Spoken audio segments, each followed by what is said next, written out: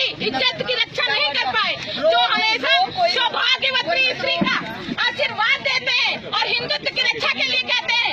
आज इन्होंने मुगल शासन से ज्यादा, अंग्रेजों से ज्यादा अत्याचार किया है। किसी अंग्रेज शासक ने, किसी अंग्रेज ने ये नहीं कभी किया था कि हिंदुओं की पत्नियों, औरतों का सुहागन होते हुए भी वो बाल मुड़वाए, जो इस शासन में हुआ है। केंद्र में, राज्य में बीजेपी की सरकार है। देख लो कितना हाहाकार मचाई है इस सरकार ने कि शिक्षक और महिलाएं जो आज अपने सुहाग के रहते हुए अपने केशुओं का परित्याग करके और अपने भाइयों को, बहनों को जो कि देवलोक को प्राप्त कर चुके हैं, मृत्यु शैया पर जा चुके हैं, उनको श्रद्धांजलि दे रही है।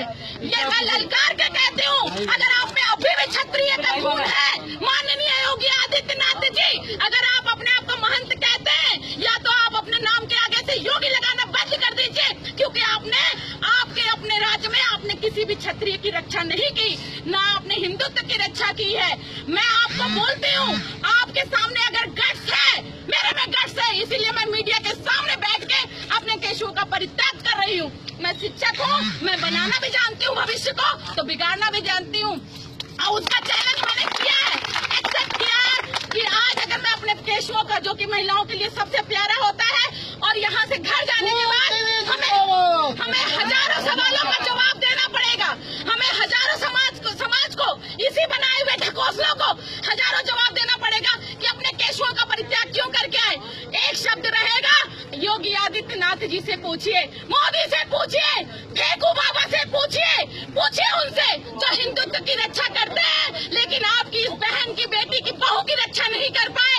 उन्होंने हमको जीते जी मार डाला। और बहनों, रोने की जरूरत नहीं है। जहाँ स्वाभिमान मरा था 1 साल पहले 25 जुलाई को, आज अगर हमारे केशु का परित्याग होता है तो इस एक केशुओं की कसम हम इनको नस्ते नाबूद कर देंगे। मीडिया से हम सामने कहते हैं कि बीजेपी की सरकार वो छल से आए, दम से आए, कैसे भी आए, लेकिन इनके किसी भी नियम को हम फॉलो नहीं करेंगे, चाहे वो मूल विद्यालय जाने वाले नियम हो, चाहे कोई भी नियम हो। जब ये हमारी इच्छा नहीं पूरी कर सके, हमारी मांगों को, जायज मांगों को नहीं पूरा कर सके, तो हम भी इनके किसी भी ये, और इससे ज्यादा क्या करेगी, इससे ज्यादा अपमान क्या करेगी, मौत दे देगी।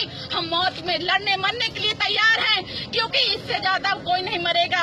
और अगर अपने यहाँ अभी भी हमारे स्वाभिमान जिंदा है, तो वो हमारा आत्मविश्वास है, वो हमारा आत्मविश्वास है कि हम जिंदा हैं। अब हम इस सरकार को मार के देखेंगे कि ये सरकार कैसे बनती है। एक चाणक्य ने अपने बाल मुड़वाए थे नंदवंश के कारण। नंदवंश ने अपमान किया था, धनानंद ने उनका अपमान किया था, और वो शिक्षक थे, और उन्होंने अपने पूरे केशुओं का परित्याग करके बस एक चुड़की छोड़ दी थी।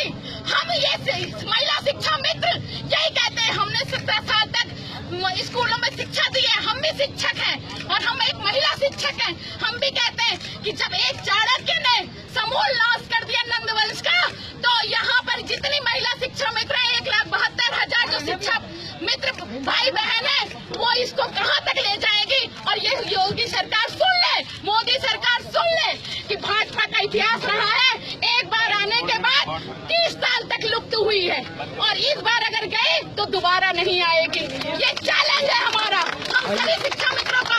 अगर 1,35,000 हम यहाँ हैं, तो हम इनके 10 लाख वोटों को खत्म करने के पूरी जिम्मेदारी लेते हैं।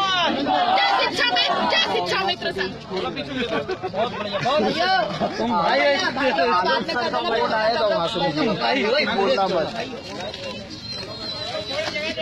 सरकार ने छोड़ा ही क्या है,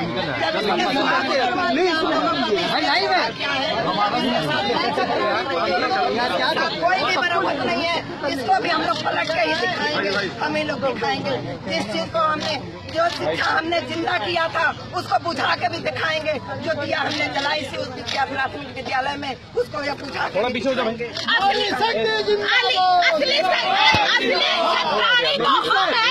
हमारे अंदर, हमारी धमनियों में छतरी का खून बहता है। ये योगी आदित्यनाथ छतरी नहीं है, इसके धमनियों में किसी छतरी का रक्त नहीं बनता।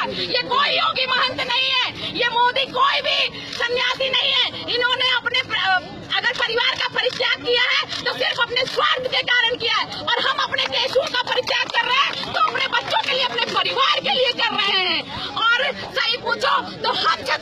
है, जिन्होंने जो कहा, अगर हमने अल्टीमेटम दिया 1 हफ्ते पहले कि महिलाएं अपना केस त्यागेंगी, तो हम करके दिखाने की क्षमता करते हैं, क्योंकि हमने शुरू से पढ़ा है रघुकुल रीत सदा चली आई और प्राण जाए पर वचन न जाए। एक छत्रानी आपको ललकारती है योगी आदित्यनाथ जी। आपने दीदी को आश्वासन दिया था कि शिक्षा मित्रों के हित में कार्य करेंगे। आपने अपने संकल्प पत्र में कहा था कि हम शिक्षा मित्रों को 3 महीने में हल निकालेंगे, लेकिन आज तक आपने हमारा कोई हल नहीं निकाला और आप हमेशा अपनी राजनीति का शिकार हमको बनाते रहे। आपने जब देखा कि महिलाएं केस त्यागने की बात कर रही हैं, तो बहुत जल्दी आपने मूल विद्यालय का नियम लागू कर दिया। वो बोलो बीएड को सुप्रीम कोर्ट ने मना किया, फिर भी एनसीईआरटी फिर लाया जा रहा है। आपने मूल विद्यालय भेजने की जो चाणक्य नीति खेली है, हमसे बड़ा चाणक्य आप नहीं है। चाणक्य भी शिक्षक था, मुझसे ज्यादा आपको नहीं पता चाणक्य के अंदर क्या गुण थे। और आपने जो ये पासा फेंका है मूल विद्यालय भेजने का, हम अच्छी तरह जानते हैं। आप ये साबित करना चाहते हैं, ये हाई कोर्ट को भेजना चाहते हैं लिखकर कि हमारे यहाँ कोई भी पैरा टीचर नहीं है, सभी शिक्षा कर्मी है, शिक्षा मित्र है, और आप हमको निकाल देना चाहते हैं। हमको वो मानदेय नहीं देना चाहते जो 38,878 आता है, केंद्र में पास होता है। आप अपने बात पे नहीं टिके हैं। आपको मैं किसी भी प्रकार का योगी नहीं मानती, हम ही नहीं 1,72,000 शिक्षा मित्र नहीं मानते।